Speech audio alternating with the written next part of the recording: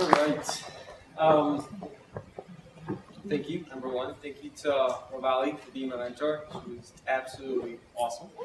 Um, what I wanted to do is really apply natural language processing, or simply the processing of spoken text or written text to the employee hiring process. A little bit of introductions. I'm an organizational psychologist by training. I have absolutely no experience with any kind of coding, any kind of Python or R, anything of that sort for the vast majority of my life. I have a background in statistics, being a psychologist. But other than that, that was pretty much the extent of my data science experience. Currently, I work as a people analytics consultant. I'm basically an analyst to a certain degree for a lot of companies, just analyzing a lot of their HR data. That's kind of how I got into Chippy and got into data science. That's my boss basically asked me. He goes, "Can you predict who's going to quit?" And I said, maybe, perhaps. I sit on millions of data points on probably some of you guys actually in your companies. I have a lot of clients that are in Chicago. And I went home and I just Googled it. And the first YouTube video was a log regression of somebody just predicting, I forgot what they were predicting. But I said, well, if they could predict this, I could definitely predict who's going to quit. It's a binary outcome, right? If they're quitting or not. And that's how it started, to be honest with you. And it's been about 2 years of me Googling and YouTube videos and things of that sort. But here I am. But I wanted to take it a different route. I don't want to look at numbers. I want to look at text. And this is kind of where this came from. The problem I was trying to solve, in my day-to-day job, I deal a lot with recruiting data, a lot with recruiters. And it is not uncommon for a recruiter at a large firm, for example, to have, let's say, 15 to 20, they call them requisitions or just simply job postings. But a job posting could have 100, 200, 300 applications that come in. And I wanted to find a way to provide a recruiter with an efficient way to kind of sort these resumes from I guess, based on quality. And the thought process that I had was, what if I could match up the keywords that are in the job description and match up the keywords that are in the job description, and then basically provide some sort of percentage of overlap, and that could be a quality score for a recruiter. That way, when they open up the job posting on their kind of internal recruiting system, and they see 100 applications, they can just go sort by quality, and it gives them a list of all the applicants that applied based on the quality score. So that was my thought process. And needless to say, it was a lot more complicated than I thought, but here it goes. So I was able to obtain a data set. I think it was about 40,000 or 50,000 job descriptions, all in the IT sector. Ravali and I, we focused on 5 job descriptions. It was something like a Java developer, software developer, software project manager, and like a tester, I believe. And then what we did basically, we pre-processed the text, so things like removing stop words, so things like ands, buts, ors, does, a lot of punctuation removal, things around kind of lowercasing, tagging parts of speech. So is it a word a verb, or is it a noun? Looking at things like lemmatization. So if you have drive, driven, drove, they all become drive, for example. So kind of cleaning the data. That was probably the biggest pain in the butt, was just simply cleaning the data. We came out with, I think, was it 5 million stop words overall? We used 4 or 5 different libraries for stop words. And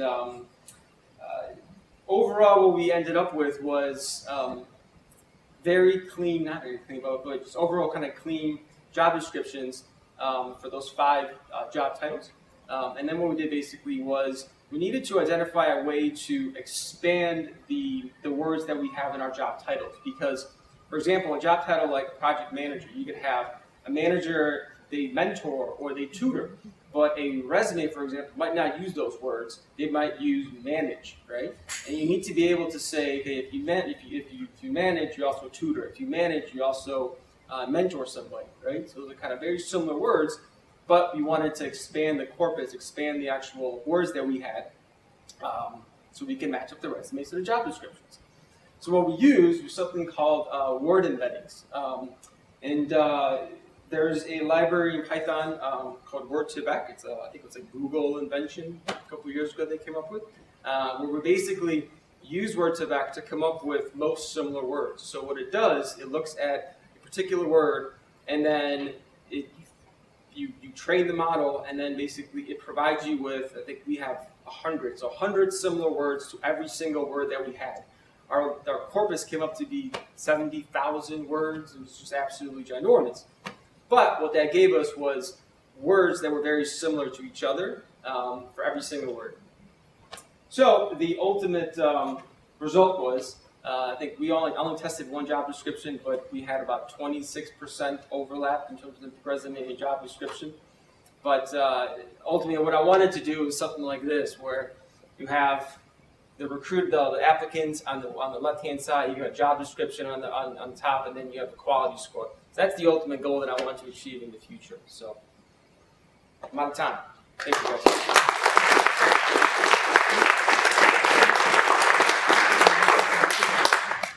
Questions? Yes. Quality score is a one-dimensional metric. Is it really useful to cram everything into one dimension like that? Probably not. If you're trying to, I gotta put this. If you're trying to determine the quality of an applicant based on one single score, it's almost unfair to do it to a certain degree. But like I said, I work with a lot of recruiters, and I have a lot of recruiter friends, and they say, "We need something. I need something just to give me a way to organize all these candidates to say these are the candidates that are highest probability of basically being a good employee." And instead of running some sort of linear regression, for example, in machine learning to predict who's going to be a good employee, maybe based on their location or based on their age or based on their education, I wanted to think about this from a text perspective and say, if I have a resume and I have a job description, if you have the words that are in the resume, you have the words that exist in the job description, there's a good chance you might be a good quality candidate. I could have taken it further and said, years of experience, what degree do you have, and those things match up. But that was just way over my head. This was hard, so that was just too much. Yeah. It's more of a thought, not really a question. It'd be kind of cool if you could, or someone, I guess maybe not you, could write some sort of generative algorithm where the input is a job description in your resume, and then it can actually modify your resume to most closely match that. Not